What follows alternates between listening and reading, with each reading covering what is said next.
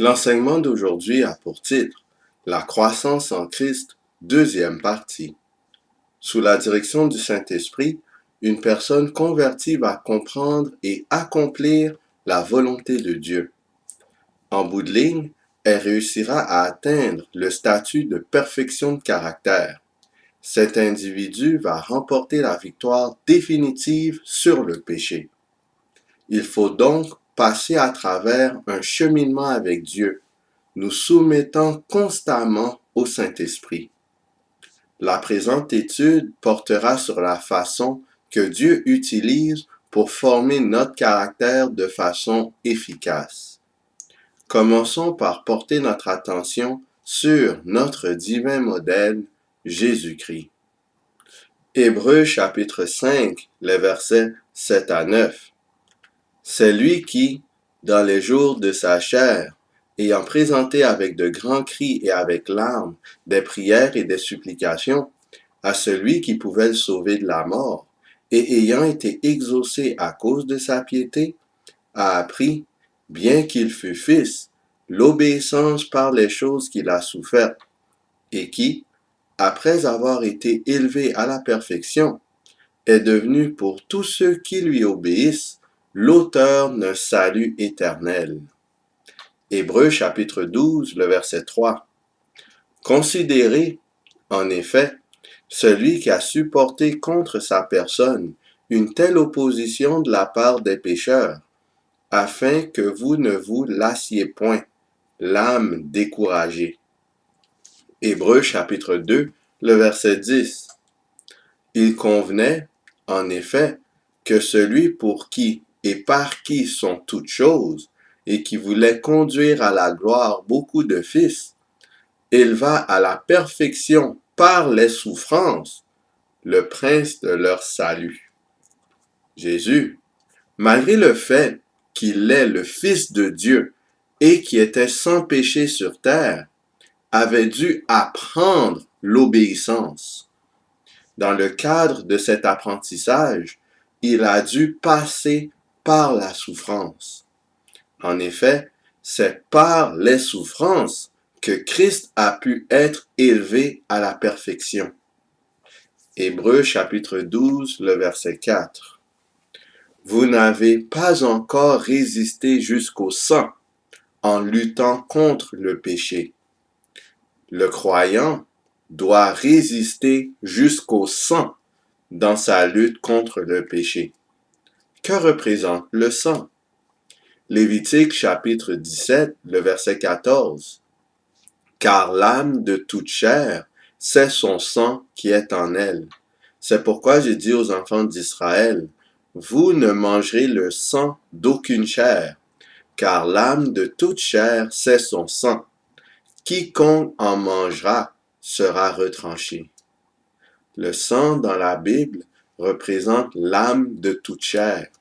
En d'autres termes, cela représente la vie de toute créature. Ainsi, le croyant doit résister au péché au point de sacrifier sa propre vie. C'est justement ce que Jésus a fait pour nous en mourant sur la croix. Matthieu chapitre 16, le verset 24.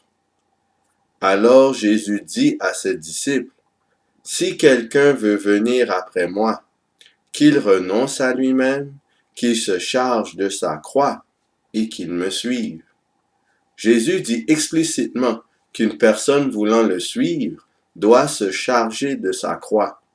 Cela veut dire qu'une telle personne doit accepter le sacrifice, le renoncement, la souffrance et l'affliction.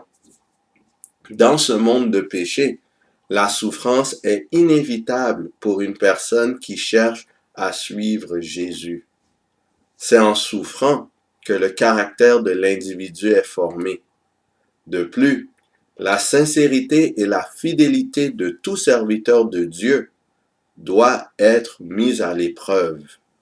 C'est la seule façon authentique de démontrer clairement qu'il appartient au Seigneur.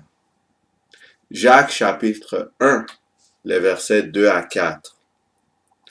Mes frères, regardez comme un sujet de joie complète les diverses épreuves auxquelles vous pouvez être exposés, sachant que l'épreuve de votre foi produit la patience. Mais il faut que la patience accomplisse parfaitement son œuvre, afin que vous soyez parfaits et accomplis, sans faillir en rien. Le mot patience vient du terme upomone, qui signifie persévérance, endurance. Les épreuves d'un croyant produisent la persévérance. Quand la persévérance est entièrement accomplie chez un individu, celui-ci devient parfait sans faille. De ce fait, le croyant doit se réjouir des épreuves qu'il subit tout au long de sa vie. Romains chapitre 5, les versets 3 à 5. Bien plus, nous nous glorifions même des afflictions, sachant que l'affliction produit la persévérance, la victoire dans l'épreuve, et cette victoire, l'espérance. Or, l'espérance ne trompe point, parce que l'amour de Dieu est répandu dans nos cœurs par le Saint-Esprit qui nous a été donné. Le croyant devrait même prendre ses souffrances comme une source de gloire, vu que celle-ci lui permet d'aboutir à la victoire définitive. Actes chapitre 5, le verset 40 à 42. Ils se rangèrent à son avis, et ayant appelé les apôtres, ils les firent battre de verges.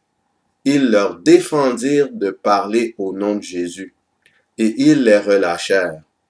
Les apôtres se retirèrent de devant Sanhédrin, joyeux d'avoir été jugés dignes de subir des outrages pour le nom de Jésus.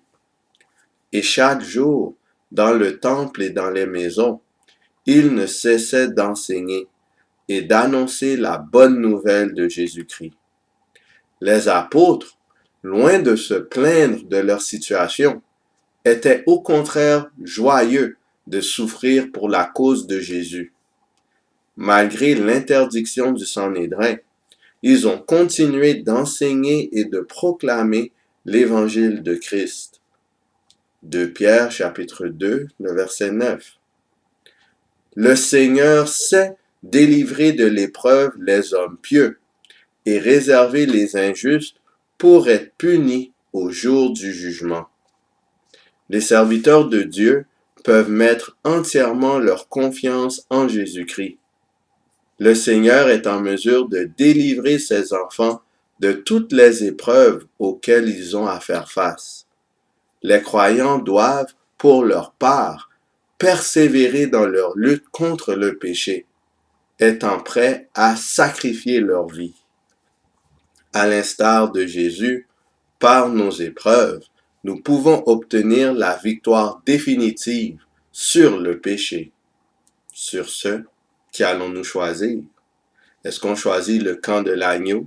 Acceptons-nous l'épreuve et la délivrance qui suit l'épreuve? Ou est-ce qu'on choisit le camp du serpent?